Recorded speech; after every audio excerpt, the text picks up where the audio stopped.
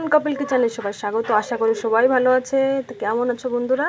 এই 2 দিন, এই 3 দিন 4 দিন আমি তো ভিডিও করতে পারিনি, কারণ কি গণেশ চতুর্থী ছিল, সেজন্য একটু পুজো পাঠে লেগেছিলাম। তো আজকে রান্না হচ্ছে দেখো কচুর ফুল ভাজা। কচুর ফুলটা ভাজা করেছি আর এটা বাটি নেবো ভালো করে সুন্দর করে। আর গরম ভাত দেওয়া মজা এসে যাবে দুপুরবেলা খাতে। আর রান্না হয়েছে করেছি পুঁই শাকের চচ্চড়ি, একটু ঝোল ঝোল বেশি করে হালকা হালকা। তো কাঁচা ঝাল দিয়ে হয়েছে, শুকনো ঝাল আর দিনই সবজিতে কাঁচা ঝালই চলে। তো আসো আরটা কি রান্না করি। তো এই জায়গায় কিন্তু আমি কচুটা কেটে নিয়েছি, ভালো করে সেদ্ধ করে ভালো করে পেস্টে দিয়ে মাখাই নেবো। তো সেদ্ধ করে নিই।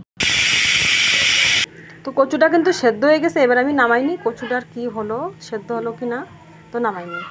তো ঝালটা কিন্তু আমি লাল লাল করে একটু ভেজে নিচ্ছি তাওয়ায়। তো বন্ধুরা দেখো পুরো কচুটা কিন্তু গলে গেছে, এবার নামাই নেবো।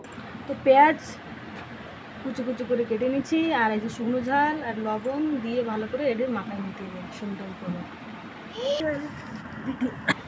তো দেখতে পাচ্ছ তেল দিয়ে দিচ্ছে, তেল দিয়ে ভালো করে চেট করে মাখাই নেবে।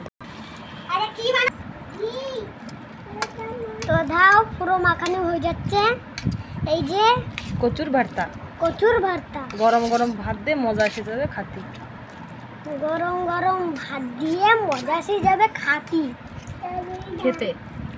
তো হালকা সা কাঁচা তেল দিয়ে দিচ্ছে, কাঁচা তেল দিলে আরও টেস্ট হয় খাতে। তোমরা যদি চাও তা রুটি দিয়ে খাতে পারো, রুটি দিয়ে হেভি সুন্দর লাগবে। দেখতে পাচ্ছ ভর্তা কিন্তু একদম পুরো রেডি। এ দেখো আদি খাচ্ছে। আদি কেমন হয়েছে? বড়িয়া, খুবই ভালো লাগতেছে। তো মাখানি পুরো রেডি ভাত দিয়ে খাওয়ার জন্য।